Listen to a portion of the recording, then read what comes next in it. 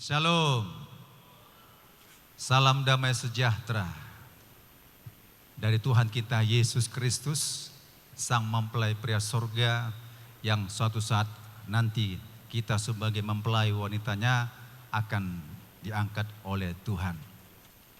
Kita bersyukur Bapak Ibu Saudara-saudara di hari Minggu ini, tepatnya di tanggal 19 April ini, kembali kita dapat berkumpul di tempat ini. Kita sudah menaikkan pujian dan penyembahan kita. Ya, metode ibadah kita adalah metode praise and worship. Ya, jadi berbagai gereja punya metode ibadahnya masing-masing. Kenapa kita menggunakan metode praise and worship? Karena ibadah kita adalah ibadah spontanitas, supaya kita merasakan hadirat Tuhan, supaya kita bisa bertepuk tangan dengan sukacita, bersorak-sorai kepada Tuhan tanpa ada aturan-aturan agamawi, ya, karena kita tidak diikat oleh syariat-syariat agama.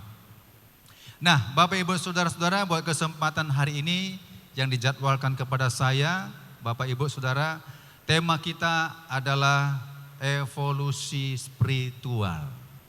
Ya. Tema kita evolusi spiritual. Nah, sebelum nanti kita akan membaca ayatnya, Bapak Ibu Saudara-saudara, ya, kita harus mengerti dulu mengenai evolusi ini, ya. Evolusi ini mungkin dalam pola pikir kita menganggap oh ini aneh ini gitu ya. Aneh. Ini istilah ya, ini istilah yang saya ambil. Evolusi spiritual merupakan suatu istilah yang mungkin bagi kita Bapak Ibu Saudara sangat kurang pas begitu. Ada mengatakan kurang pas. Ya, saya juga sudah baca ada beberapa komen kurang pas menggunakan judul evolusi. Tapi yang saya maksud evolusi ini bukan bermaksud meyakini suatu keyakinan, kepercayaan dengan asal muasal manusia yang mungkin dalam pemahamannya bertentangan dengan firman Allah. Evolusi spiritual ini maksudnya next Bapak Ibu Saudara-saudara adalah tentang bagaimana mengalami suatu pertumbuhan. Ya. Dari manusia lama, kelahiran baru, pembaharuan pikiran, manusia baru sampai serupa dengan Kristus. Ini namanya berevolusi. Ya, berevolusi.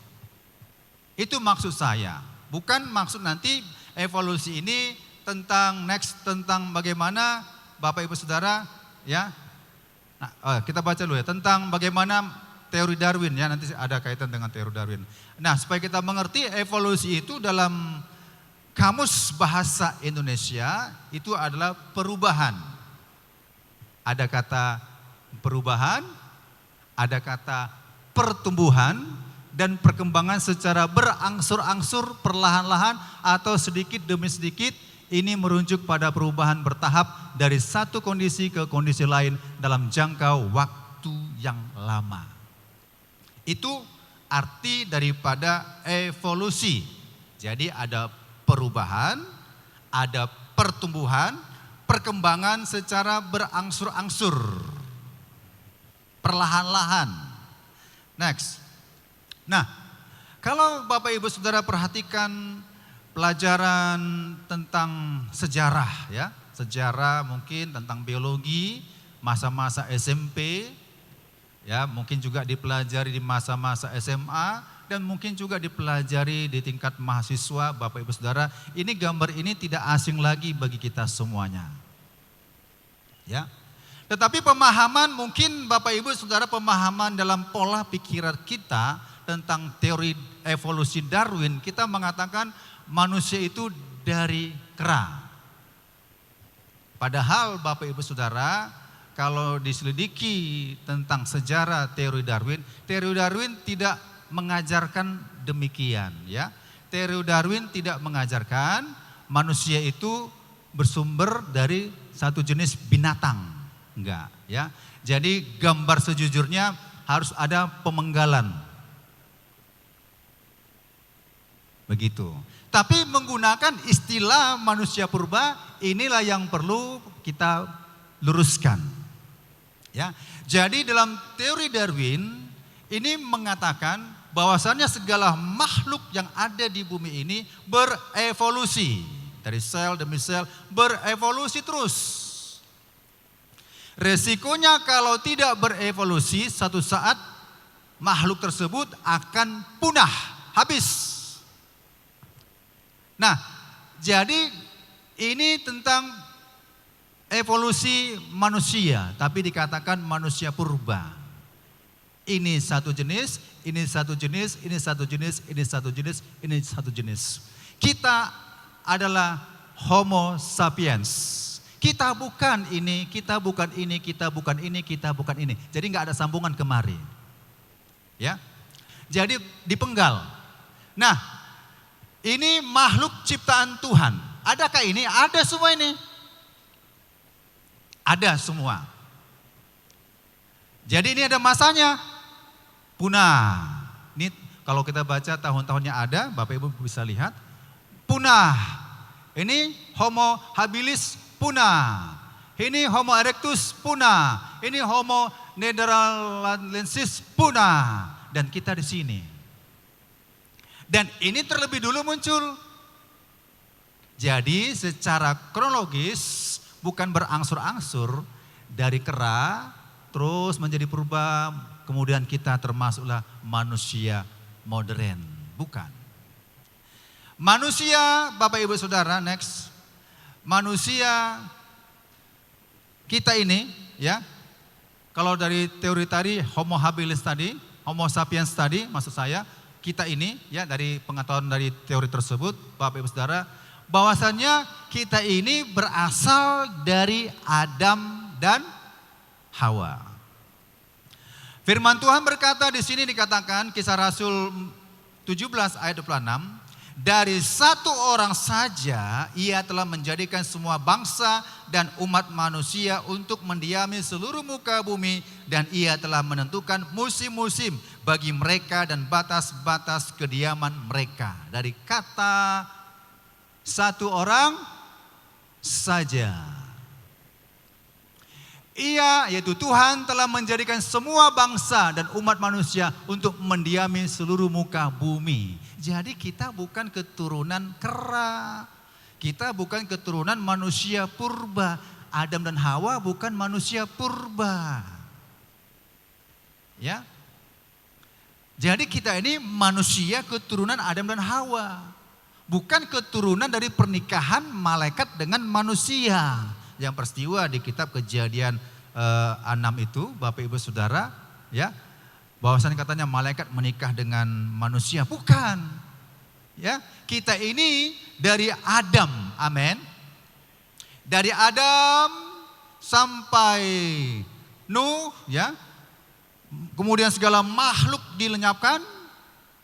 Jadi kalau menurut Alkitab, semua makhluk yang ada di dunia ini termasuk Pithecanthropus erectus, manusia purba, dinosaurus, makhluk raksasa yang besar-besar, ikan yang besar, binatang yang besar, itu punah.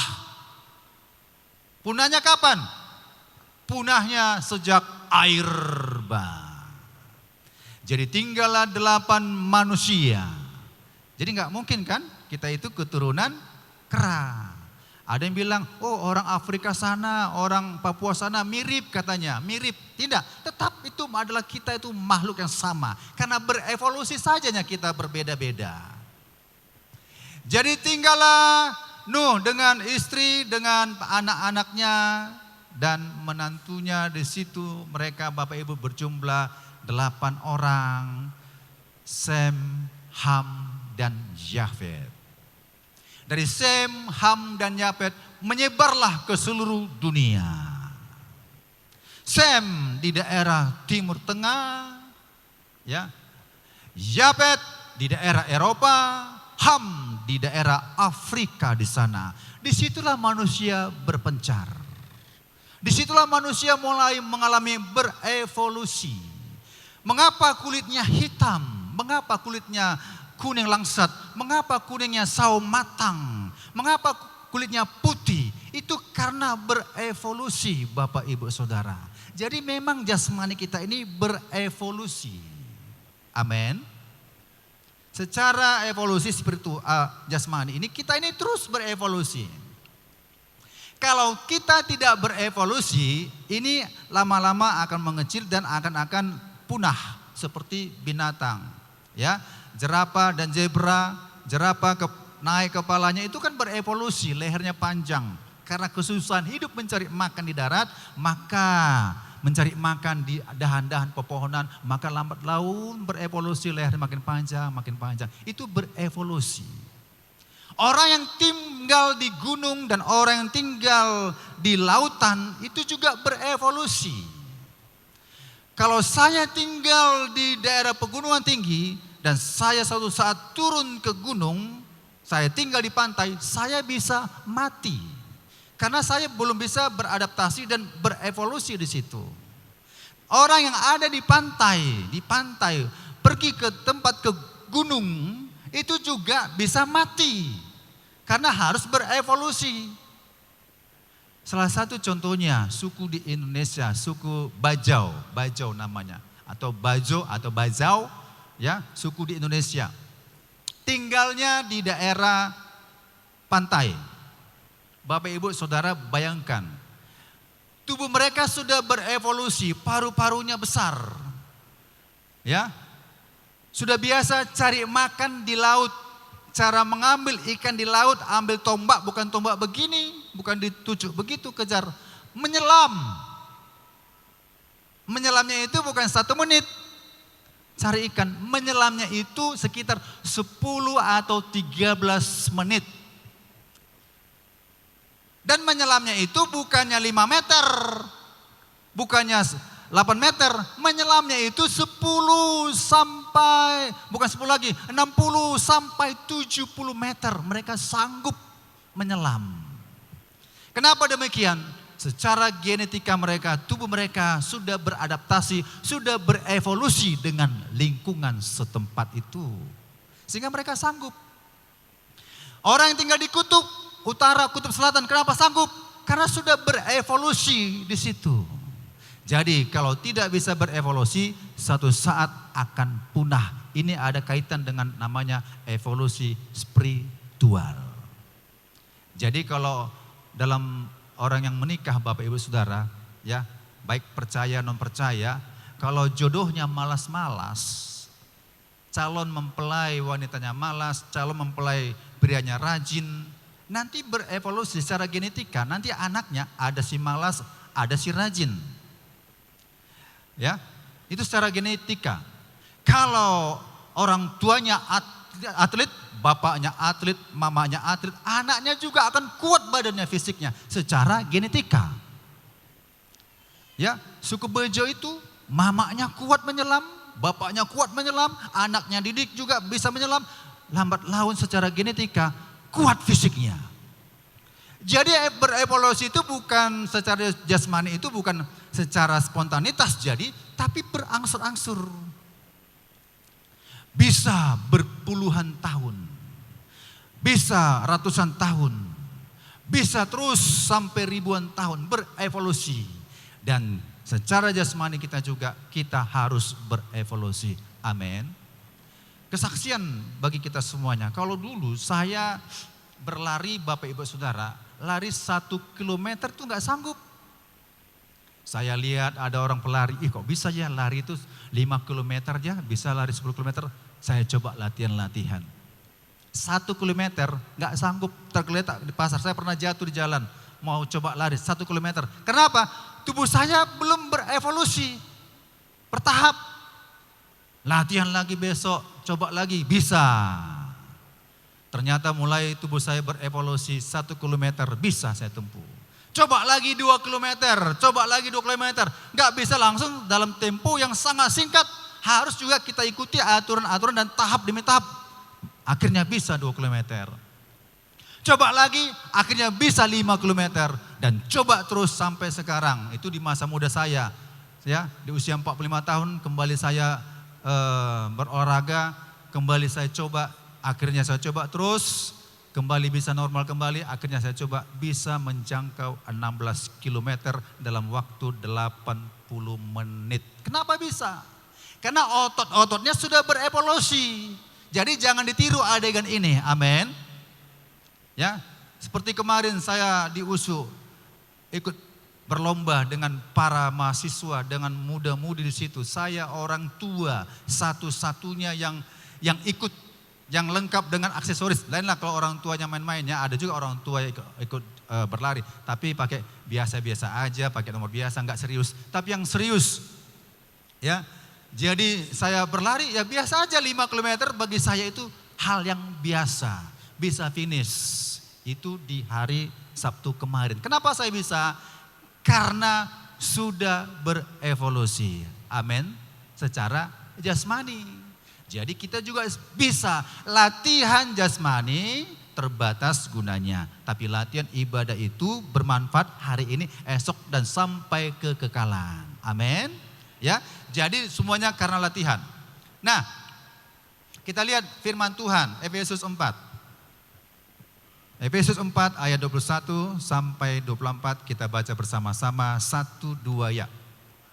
Karena kamu telah mendengar tentang Dia dan menerima pengajaran di dalam Dia menurut kebenaran yang nyata dalam Yesus, yaitu bahwa kamu berhubung dengan kehidupan kamu yang dahulu harus menanggalkan manusia yang lama yang menemui kebinasaannya oleh nafsumu yang menyesatkan. 23, supaya kamu dibaharui di dalam roh dan pikiran dan mengenakan manusia baru yang telah diciptakan menurut kehendak Allah di dalam kebenaran dan kekudusan yang sesungguhnya. Itu di Efesus 4 ayat 21 sampai 24. Ya, ayat ini juga persamaannya juga menjelaskan di Kolose 3 ayat 10, di 2 Korintus 4 ayat 16 saya baca. Dan telah mengenakan manusia baru yang terus menerus diperbaharui untuk memperoleh pengetahuan yang benar menurut gambar haliknya.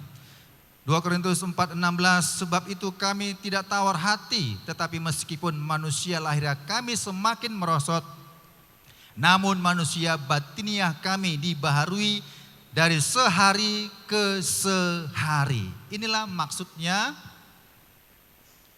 berevolusi secara spiritual.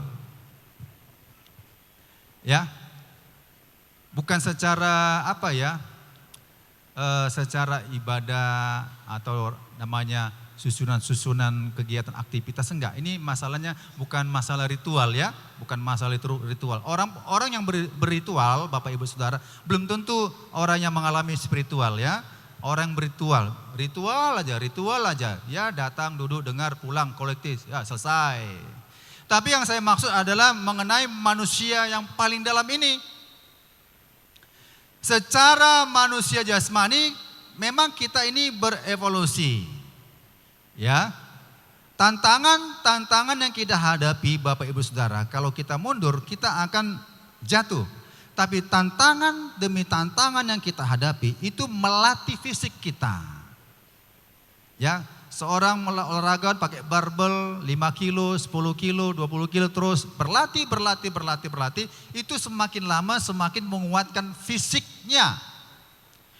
Tantangan pergumulan yang kita hadapi saudara-saudara yang dalam kehidupan kita sehari-hari, apapun namanya, itu tidak perlu dihindari.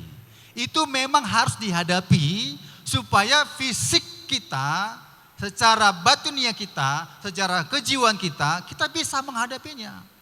Dan kita akan diberikan hikmat bagaimana cara mengatasinya, bagaimana solusinya, bagaimana.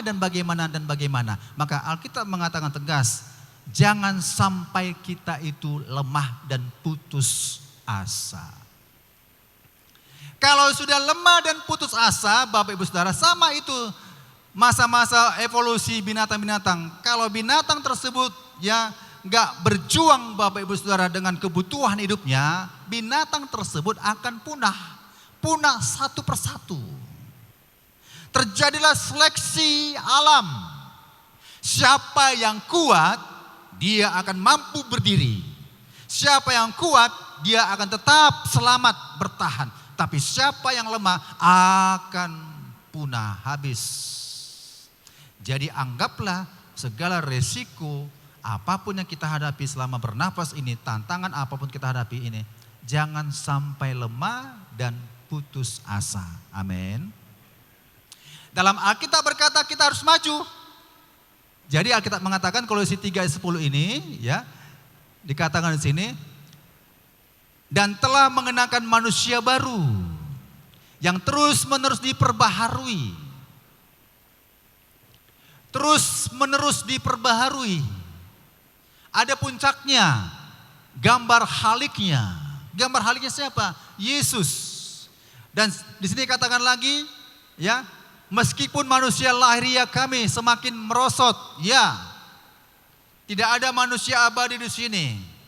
Manusia semakin merosot, 70-80, kemampuannya makin kurang, merosot. Tetapi Bapak Ibu Saudara, secara spiritual, evolusi spiritualnya bukan merosot. Manusia batinnya kami diperbarui dari sehari ke sehari. Terus, makanya semboyan yang dibuat oleh Martin Luther, Bapak Ibu Saudara, dikatakan Ecclesia Reformanda, Ecclesia Semper Reformanda. Artinya gereja yang diperbaharui adalah gereja yang terus menerus diperbaharui. Tentunya yang diperbaharui itu ada patronnya, ada contohnya, kemana kita puncak pembaharuan itu. Jadi gereja kita, umat Tuhan terus diperbaharui. Amin. Nanti kalau kita nggak mau diperbaharui Bapak Ibu Saudara, nanti ayat penjelasannya kita akan tertinggal. Percayalah ayat Alkitab. Karena memang harus diperbaharui.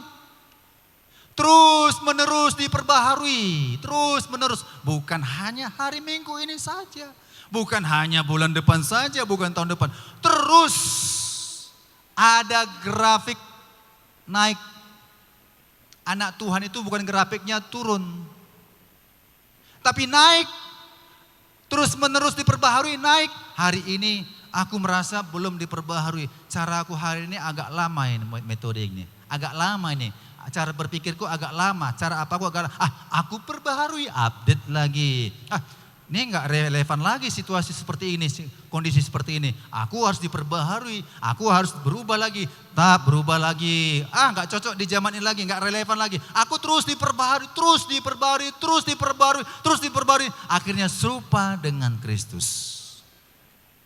Itulah yang dimaksud evolusi dalam spiritual. Next. Ya.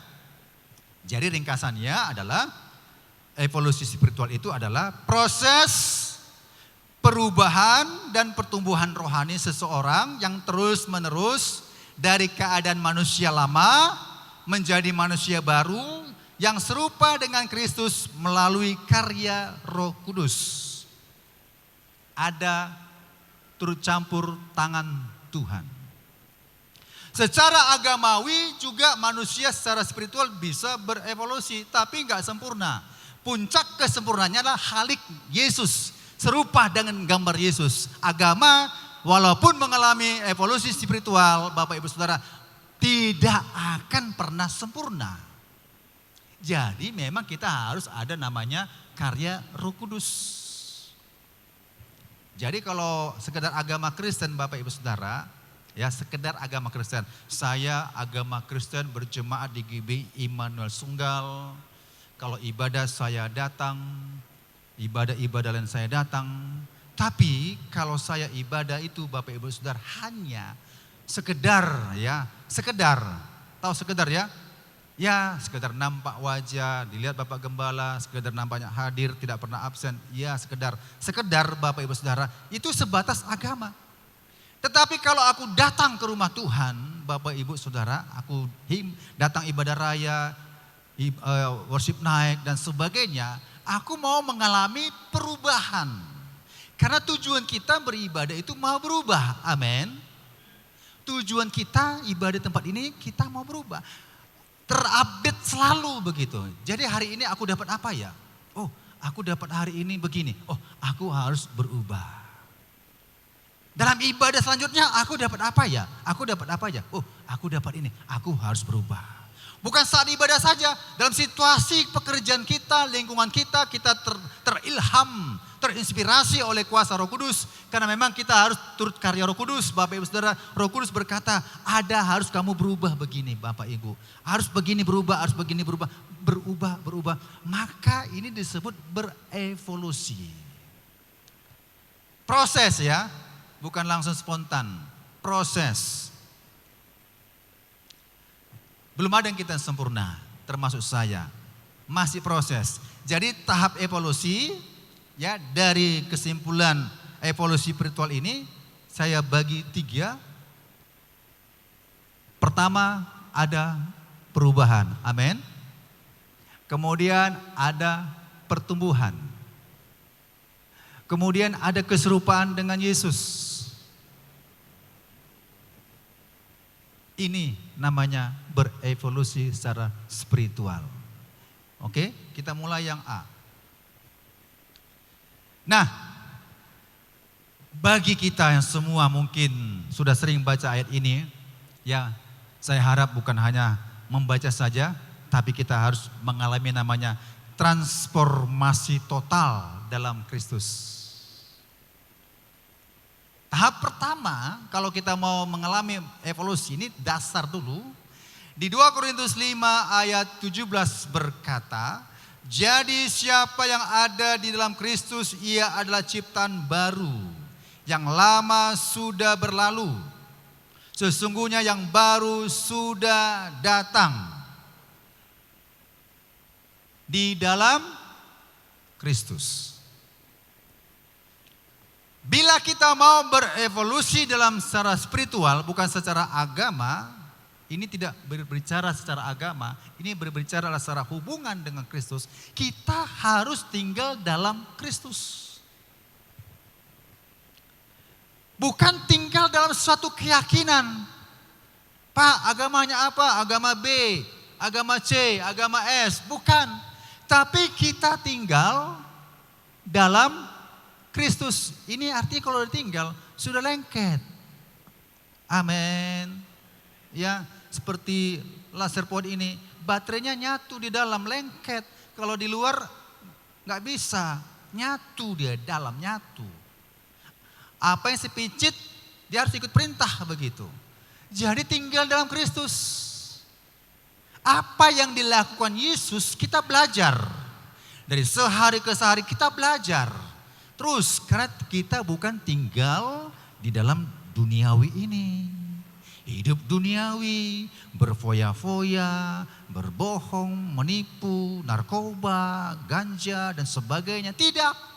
Tapi tinggal dalam Kristus. Dan juga ciptaan baru. Ciptaan baru ini bukan langsung bukan begini. Ciptaan baru bukan karena kita mengalami namanya pertobatan agama, enggak. Ciptaan baru langsung kita direnovasi, ditransformasi oleh Tuhan, diubah oleh Tuhan, ya, menjadi pribadi seorang anak. Jadi kita disebut anak Tuhan. Ya, penciptaan, ciptaan baru. Jadi ciptaan baru.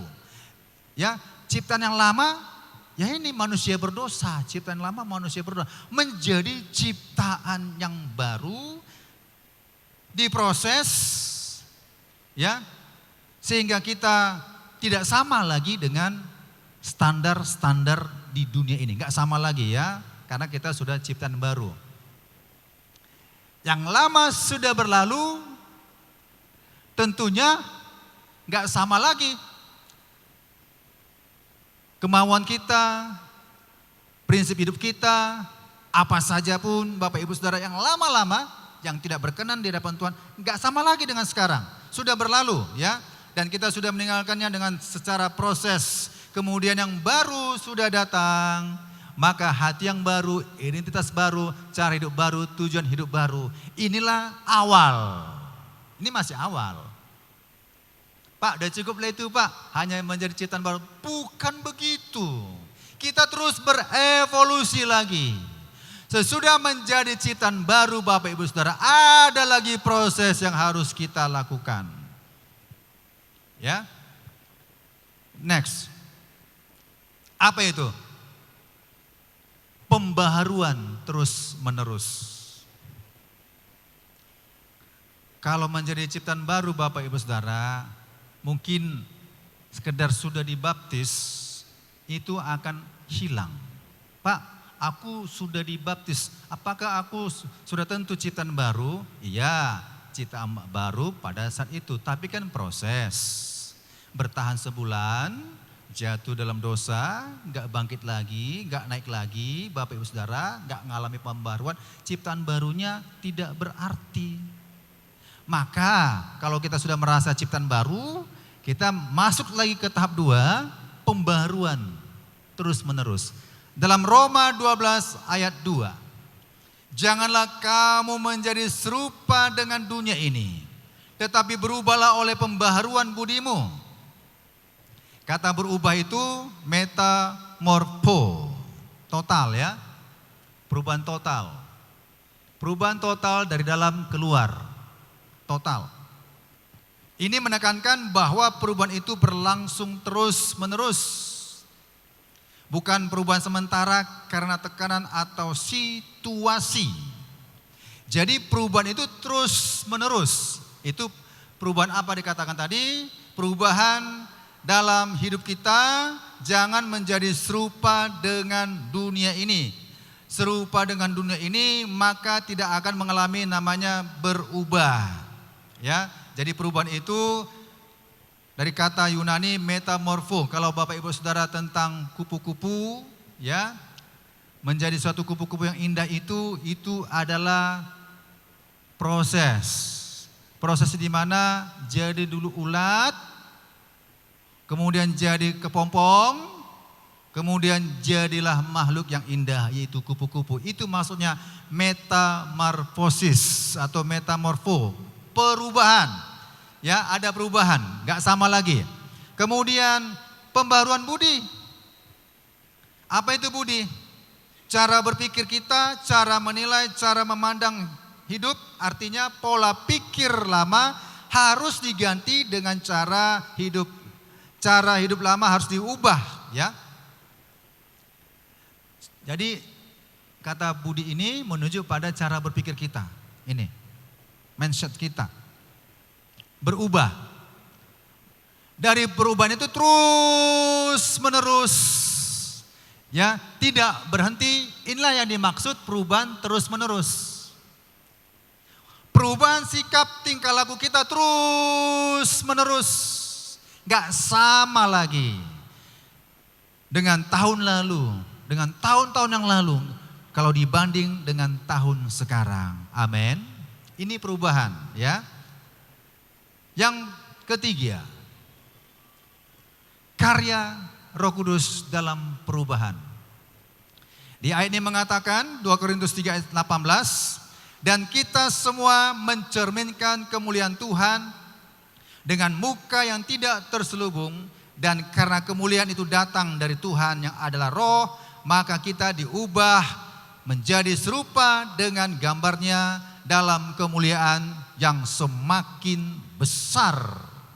Serupa dengan gambarnya Bapak Ibu Saudara, bukan karena kuat gagah kita, bukan karena kehebatan kita bisa berubah, tidak. Ya, kita nggak akan pernah bisa sempurna dalam Yesus tanpa ada Roh Kudus. Maka selalulah kita hidup dalam pimpinan Roh Kudus. Sumber perubahan itu karena Roh Kudus. Katakan amin. Sekalipun kita aktif dalam kegiatan ritual keagamaan, itu hanya sebatas ritual Bapak Ibu. Tetapi pertolongan Roh Kudus itu menolong kita melakukan ritual itu sehingga menimbulkan hubungan spiritual kepada Tuhan. Dan ini kita melekat kepada Tuhan, Roh Kudus yang mengubahkan kehidupan kita. Jadi jangan bangga mengatakan, karena aku sudah rajin ke gereja maka aku berubah. Aku banyak berdoa, aku berubah. Aku banyak baca Alkitab, aku berubah. Aku banyak melayani, aku berubah. Bukan. Itu hanya penyerahan kita. Apa yang kita miliki kepada Tuhan sebagai kita bukti berserah kepada Tuhan, kita serahkan kepada Tuhan, maka Roh Kudus yang berkarya bagi kita, maka kita mengalami sesuatu namanya perubahan yang dibawa menjadi serupa dengan Yesus Kristus. Amin. Dan diubah ini proses pasif oleh Tuhan. Jadi artinya kita yang bekerja. Tuhan, aku mau berubah menjadi sama seperti Yesus. Tapi Bapak Ibu Saudara, ya, dalam Filipi 2:13 itu kita harus kerjakan, kita harus melakukan, bertindak. Kalau hanya santai-santai saja ikut Tuhan, nah ini namanya tidak bekerja. Jadi kalau Bapak Ibu melayani di tempat ini, atau melayani di luar, atau juga memberitakan Injil kepada sesama, atau mengasihi sesama, membantu orang, Bapak Ibu Saudara, katakan, karena oleh pertolongan Roh Kudus, aku mampu melakukan dalam pelayanan ini. Amin. Itu karena Roh Kudus. Jadi kita ada tindakan Bapak Ibu Saudara, ya, supaya Roh Kudus bekerja bagi kita, maka kita harus aktif. Maka Roh Kudus akan menyertai kita. Dan arah perubahannya adalah serupa dengan Kristus. Segambar dengan Kristus. Ini namanya terus menaik. Kita bukan sama seperti malaikat. Bukan sama seperti tokoh-tokoh dunia ini. Tidak. Puncak evolusi kita adalah secara spiritual sama dengan Kristus. Amin. Dan prosesnya adalah dari kemuliaan sampai kepada kemuliaan. Ya, yang kita lakukan untuk kemuliaan Tuhan, lakukan lagi untuk kemuliaan Tuhan. Saya lakukan lagi untuk kemuliaan Tuhan, lakukan lagi besok untuk kemuliaan Tuhan, lakukan lagi untuk kemuliaan. Dan inilah nama disebut proses dari kemuliaan kepada kemuliaan. Terus nama Tuhan yang disanjung tinggi. Nah, Bapak Ibu Saudara, mari kita bersama-sama mengalami namanya spiritual, evolusi spiritual, amin. Ya, supaya kita semakin maju dalam Tuhan. Tetapi ada juga yang tidak mau. Mengapa tidak mengalami evolusi? Sekalipun Bapak Ibu Saudara-saudara sudah identitasnya Kristen dari lahir, anak-anak, remaja, pemuda-pemudi, dewasa, menikah, lanjut usia, itu tidak jaminan sudah berevolusi secara spiritual.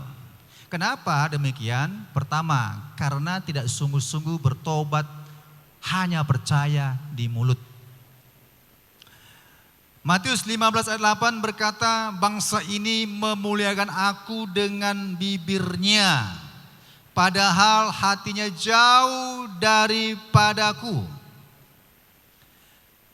Percaya tapi tidak berubah. Datang ke gereja tapi tidak mengalami kelahiran baru. Ya, ini banyak.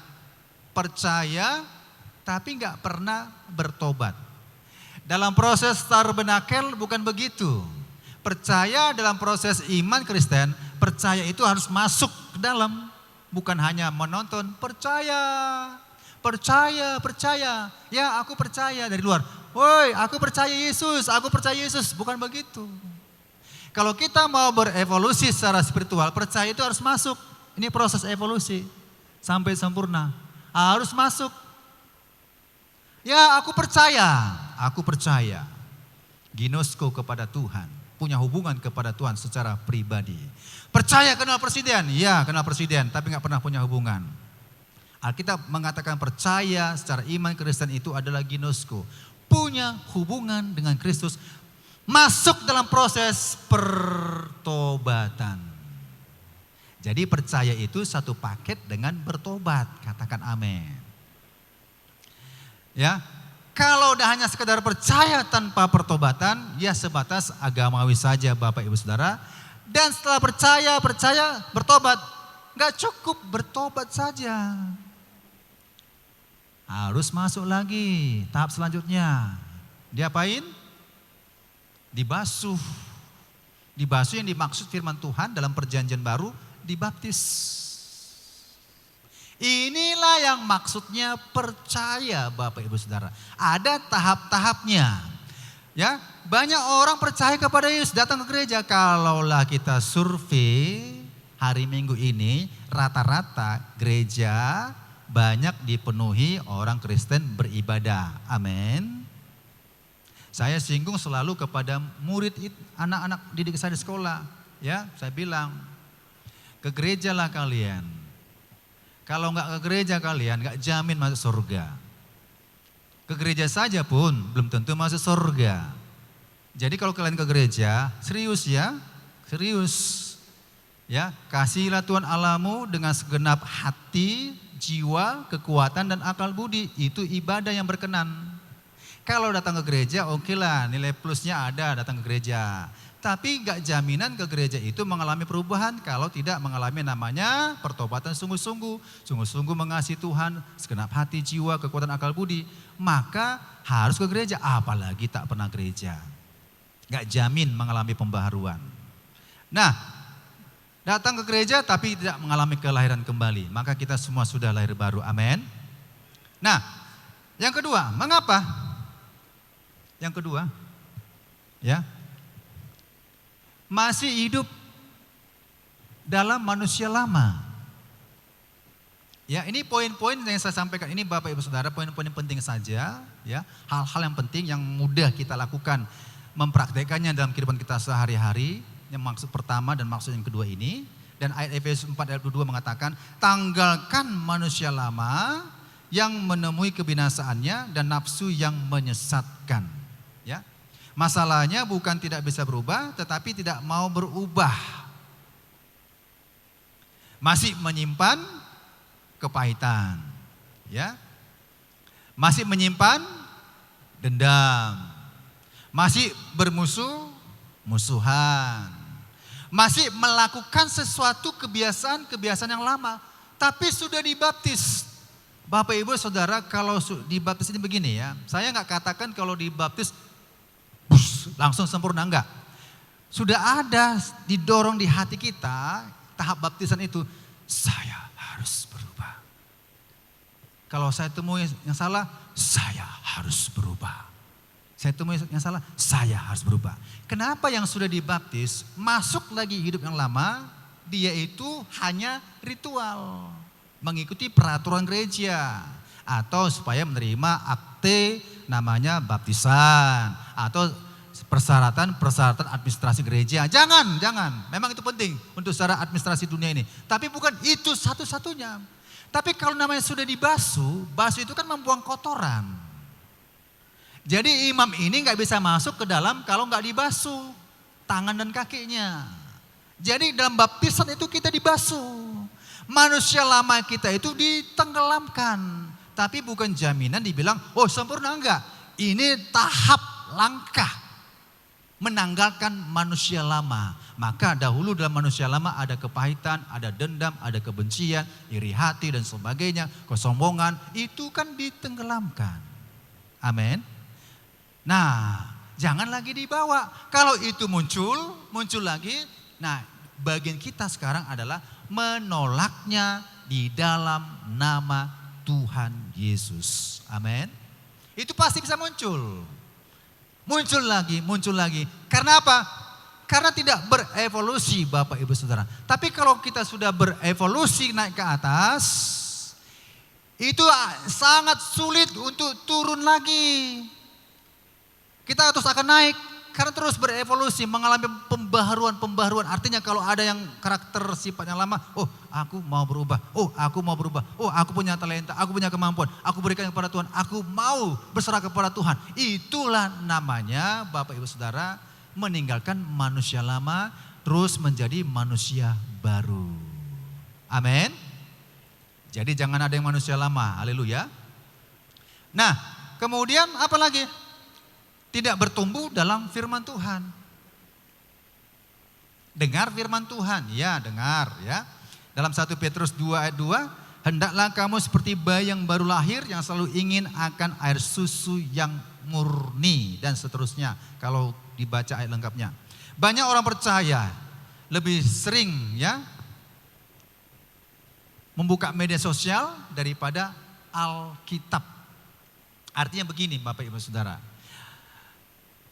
Enggak salah media sosial ya, enggak salah nonton televisi, berita-berita tentang Timur Tengah perang, enggak salah. Yang salahnya di mana? Ini tidak membaca Alkitab atau tidak beribadah atau tidak melakukan firman Tuhan. Jadi kalau sebelum kita melakukan aktivitas, mungkin saudara suka Facebook, suka media sosial, Instagram, silahkan. Tapi terdahulu pertama berilah waktu minimal 30 menit baca Alkitab. Berilah waktu berapa menit, terserah Bapak Ibu, situasi kondisi, berdoa. Ini enggak, seharian media sosial. Kalau ditanya, sudah baca Alkitab? Enggak pernah baca Alkitab. Maksud saya, pertumbuhan firman ini harus ada dalam kehidupan kita. Amin. Supaya kita berevolusi Bapak Ibu Saudara, jangan kita tidak bertumbuh dalam firman. Dari mana kita tahu firman? Kebanyakan kita tahu dari firman adalah membaca firman Tuhan. Kalau di gereja sekali seminggu kita mendengarkan khotbah firman Tuhan. Ya, tetapi membaca itu setiap hari, siang dan malam. Renungkanlah firman Tuhan itu siang dan malam supaya engkau beruntung dan berhasil. Mau berhasil? Mau beruntung? Bertumbuhlah dalam firman Tuhan. Dibaca firman Tuhan bukan secara agamawi, bukan secara ritual, dibaca, cari terus keinginan tahuan, apa maksud ini, dan berusaha untuk mempraktikkannya. Begitu, menjadi kehidupan. Itulah pengalaman spiritual. Tidak semua kita baca Alkitab mengerti ayat firman Tuhan, ya kan? Saya baca Perjanjian Lama, saya baca tentang silsilah, saya baca kadang-kadang, aduh banyak kali, ada nggak mengerti. Tapi nanti ada saat-saat kita membaca, ada satu titik ayat, ya. Ketika membaca ada satu ayat, ini apa ya? Keinginan tahuan itu ada. Oh, rupanya ayat ini begini. Dan kita mengalami rema. Jadi ketika membaca firman Tuhan, rema itu bermunculan dalam kehidupan kita. Rema itu bermunculan. Oh ya, beginilah firman Tuhan. Lewat pertumbuhan firman Tuhan. Amin. Jadi yang ketiga ini kalau tidak mengalami ini tidak akan pernah berevolusi. Percayalah Bapak Ibu Saudara, orang yang anti dengan firman, orang yang meremehkan firman Tuhan, orang yang tidak mengakui kebenaran firman Tuhan, tak akan pernah mengalami namanya evolusi spiritual. Sampai mati pun gak akan pernah. Walaupun identitasnya Kristen, pakai salib, ya pakai tantan dari rumah salib dan sebagainya. Bukan itu ukurannya. Tapi kita harus mengalami rema dalam firman Tuhan. Nah, yang keempat ini juga penting bagi kita. Jadi kalau mau berevolusi harus siap diproses. Tapi banyak juga yang menolak proses, tidak mau dibentuk Tuhan. Pembentukan itu gak enak Bapak Ibu Saudara ya. Banyak orang maunya berkat tapi tidak mau proses. Mau dipakai Tuhan tapi tidak mau dibentuk. Padahal Tuhan sering memakai masalah, tekanan dan penderitaan untuk mengubah kita.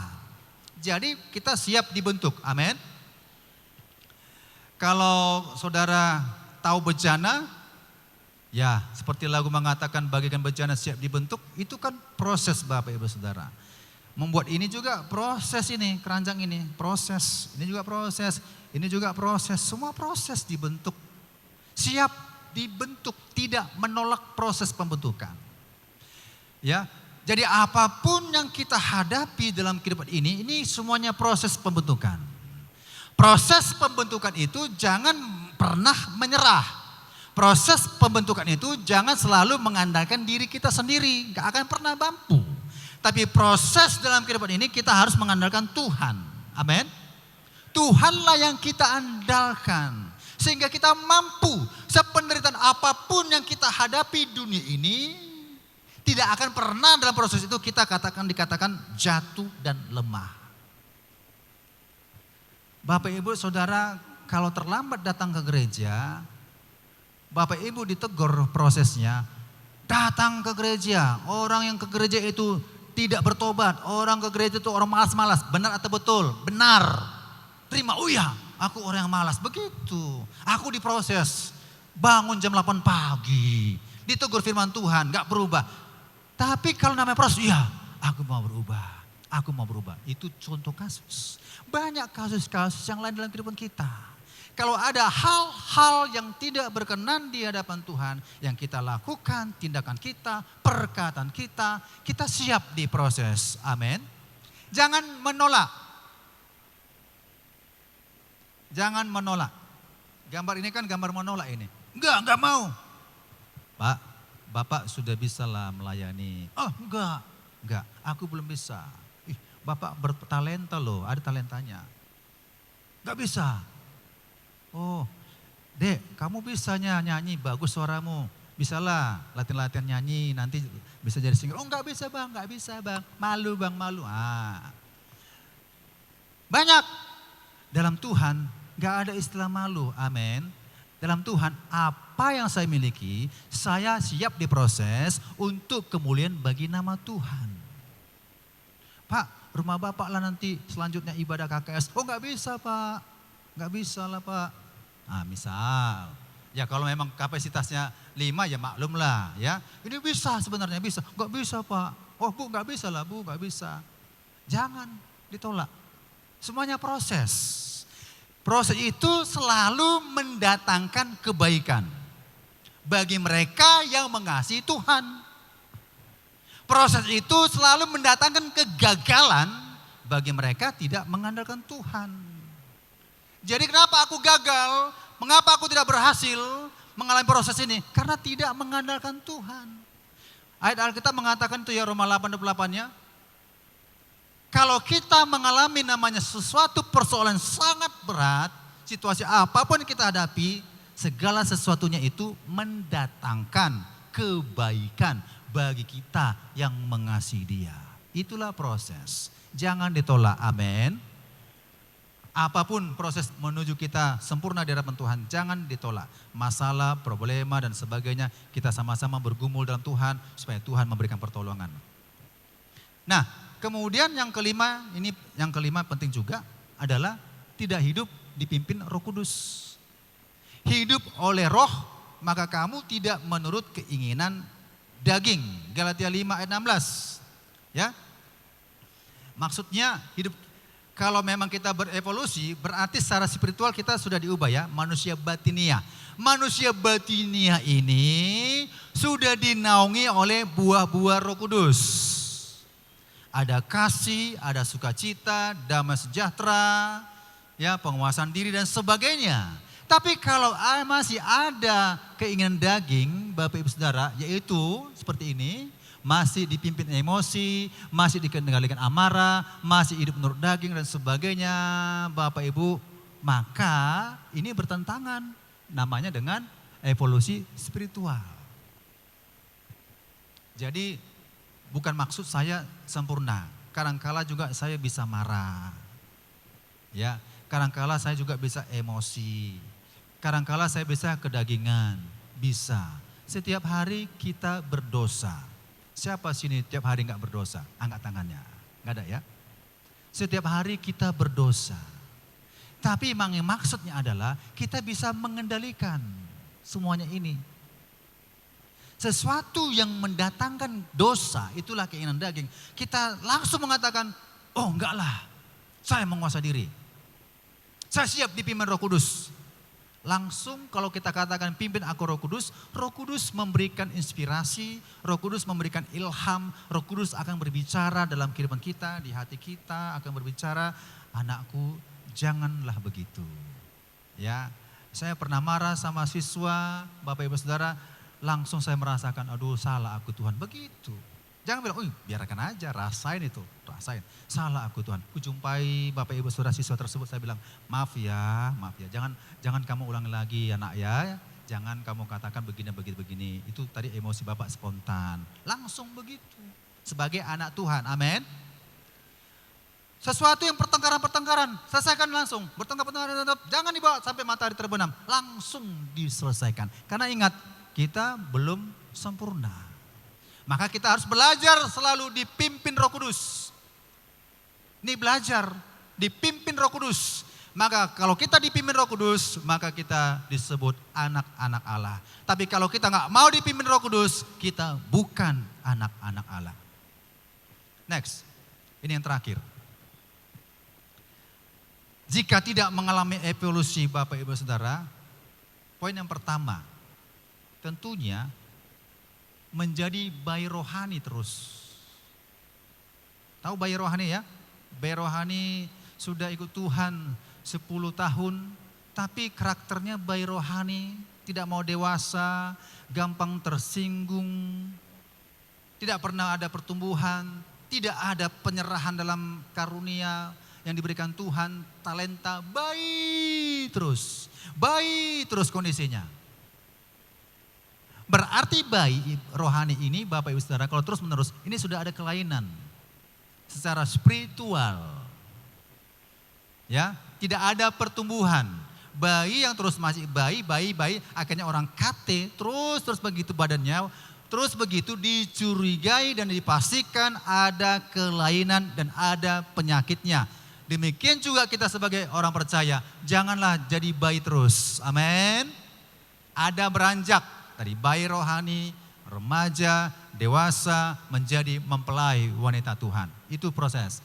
Yang kedua, mudah jatuh dalam dosa. Kalau memang ya kita tidak mengalami evolusi yang selanjutnya, ini mudah jatuh. Mudah ditawari segala sesuatu yang dosa. Mau suap, mau korupsi, mau judi, mau togel dan sejenisnya dan sebagainya. Mau berbohong, nggak mau tidak jujur. Ini gampang. Mudah sekali. Bang, ayo bang kita main sepak bola yuk. Ayo. Yuk bang kita nanti taruhan yuk. Ya 50.000 ya ayo. Semua ya ayo, kompromi semua. Yuk nanti di rumah kita begini yuk, ada acara pesta-pesta yuk, ayo ulang tahun nih, ayo nanti kita joget-joget disko-disko yuk, ayo anak Tuhan itu, ayo. Enggak berpendirian. Ya. Jadi mudah jatuh dalam dosa. Kalau tidak mengalami evolusi, suam-suam kuku, ikut Tuhan, ya itu enggak evolusi ya. Secara spiritual, ikut Tuhan, ya biasa-biasa aja. Tidak panas dan juga tidak dingin. Kalau nanti besok aku panas ikut Tuhan, ya. Kalau mau Natal panas, selesai Natal dingin lagi, panas lagi, dingin lagi. Apa kata Tuhan?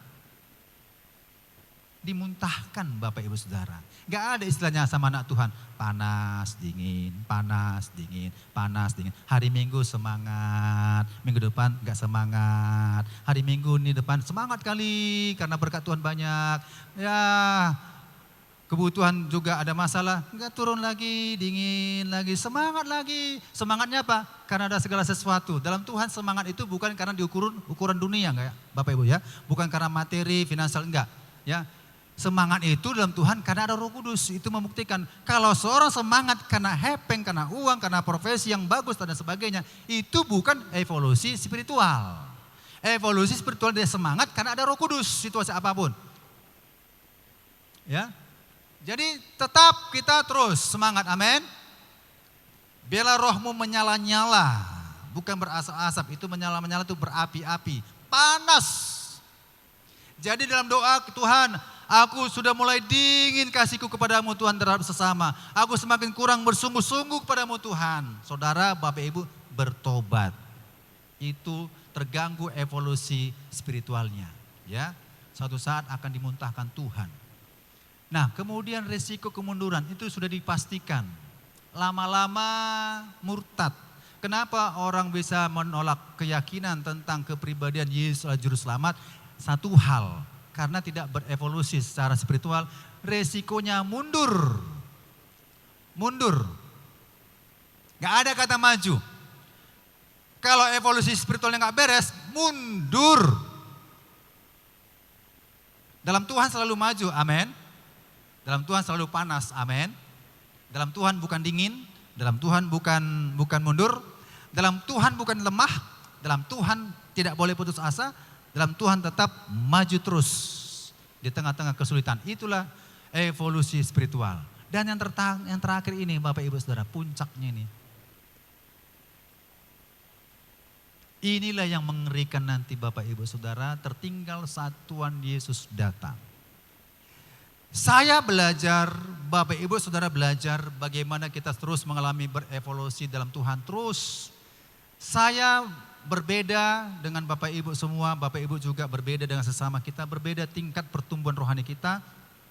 Tapi tidak boleh menghakimi karena Tuhan tahu pertumbuhan rohani kita ini menuju kepada kesempurnaan. Maka ada dikatakan 30 kali lipat ganda, ada 60 kali lipat ganda, ada yang 100 kali lipat ganda. Ini menunjukkan tingkat berevolusi itu semua kita ini berbeda-beda. Tetapi maju terus. Amin. Masih 10%, 20%, ada perkembangan 30%, 60%, 90%, 100%, maju terus. Supaya apa? Jangan tertinggal saat Tuhan Yesus datang. Saat Tuhan Yesus datang yang kedua kali, mengapa ada yang tertinggal? Dalam Matius 24 ini, 40-42 mengatakan, yang ada di tempat tidur 2 orang, 1 tinggal, 1 naik. Kemudian juga di ayat ini juga, ada orang yang bekerja di ladang, 1 tinggal, 1 naik. Yang 1 tidak mengalami evolusi spiritual, yang 1 sudah dipastikan mengalami evolusi spiritual. Karena puncaknya adalah kesempurnaan. Inilah ending. Oke lah, kalau orang mengatakan, Pak aku percaya Yesus ke surga. Oke, percaya Yesus ke surga. Tuhan Maha Pengampun. Tapi ingat, Tuhan tidak bisa dipermainkan. Apa yang kau tabur, engkau akan tuai. Tuhan tetap mengampuni kita semuanya. Pelanggaran-pelanggaran kita, kesalahan-kesalahan kita, Tuhan ampuni semuanya. Tapi ingat, Allah tidak bisa dipermainkan. Itu aja kalimatnya. Apa yang kita perbuat, kita akan tabur. Malas kita berdoa, tinggal. Malas kita baca Alkitab, tinggal. Semua menghadapi risiko. Malas kita beribadah, semua ini kita akan mengalami ini. Jadi Bapak Ibu Saudara, jangan kita alami ini, amin. Yang 5 poin ini, yang saya buat ini. Marilah kita bersama-sama supaya kita mengalami evolusi spiritual. Haleluya. Contohnya di Alkitab, Zakeus. Zakeus Bapak Ibu Saudara, secara evolusi spiritual itu belum mengalami namanya peningkatan yang drastis. Tetapi ketika dia buka hati kepada Yesus, Yesus, engkau datang ke rumahku. Engkau datang ke rumahku. Datanglah, datanglah. Sama itu kayak KKS, Bapak Ibu Saudara, kan kita mengundang hadirat Allah. Datanglah ke rumah kami lah, KKS kan gitu ya. Datanglah, datanglah. Maka Yesus datang. Apa kata Alkitab? Zakeus menerima Yesus dengan sukacita. Di rumahnya dipakai tempat di mana Yesus akan menyampaikan firman Tuhan, sukacita. Bukan dengan hati yang tak gembira, merasa keberatan, jangan, sukacita. Haleluya. Disambut sukacita. Langsung pada saat itu tidak proses lama evolusi spiritualnya, langsung mengenal Yesus, terbuka hatinya, ya percaya kepada Yesus. Kalau evolusi secara jasmani itu prosesnya lama Bapak Ibu Saudara. Ya, kita yang sudah percaya Yesus langsung jangan lama sekali. Harus berlomba-lomba yang diwajibkan bagi kita mencapai garis akhir. Kita ini berlomba. Amin.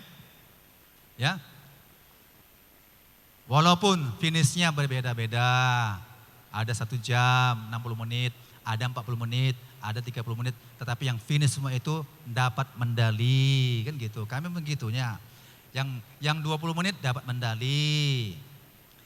Yang 40 menit dapat medali. Ada batasnya sampai 70 menit. Yang 60 menit dapat medali. Yang 69 menit dapat medali. Yang 70 menit tidak dapat medali. Sudah aturan mainnya, kau main-main berolahraga. Kira-kira begitulah bahasa kasarnya. Artinya kita sampai kepada panggilan Kristus walaupun kita berbeda-beda cara kita mengalami evolusi spiritual, semuanya akan diterima Yesus kalau kita sampai pada garis akhir finish. Menjadi sama seperti Yesus. Paulus, Bapak Ibu Saudara, ketika percaya Yesus langsung mengalami evolusi spiritual, berubah dari Saulus menjadi Paulus. Jadi inilah Bapak Ibu, kita pelajari pada hari ini firman Tuhan supaya ini jangan ada dalam kehidupan kita, jangan menjadi bayi rohani dan jangan mudah jatuh dalam dosa, jangan suam-suam kuku dan jangan sampai mundur iman kita dan terakhir jangan sampai tertinggal. Di mana nanti buktinya? Ketika bunyi sangkakala ada yang tertinggal dan ada yang naik. Kita mohon kita semuanya sungguh-sungguh pada Tuhan karena ini sudah akhir zaman, kita nggak tahu kapan Tuhan datang. Kita semuanya pasti diangkat Tuhan. Amin. Haleluya. Demikian firman Tuhan. Tuhan Yesus memberkati kita semuanya. Haleluya.